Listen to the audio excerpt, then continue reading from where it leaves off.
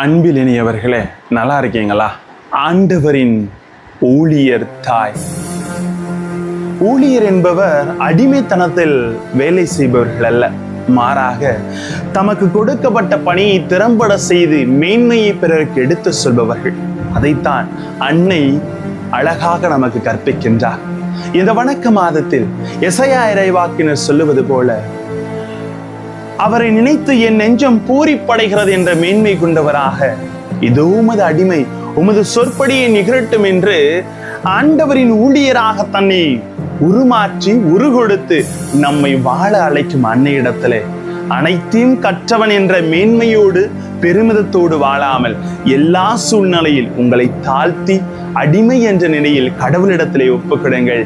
அன்னை ஆசிரை தருவார். செய்வோமா?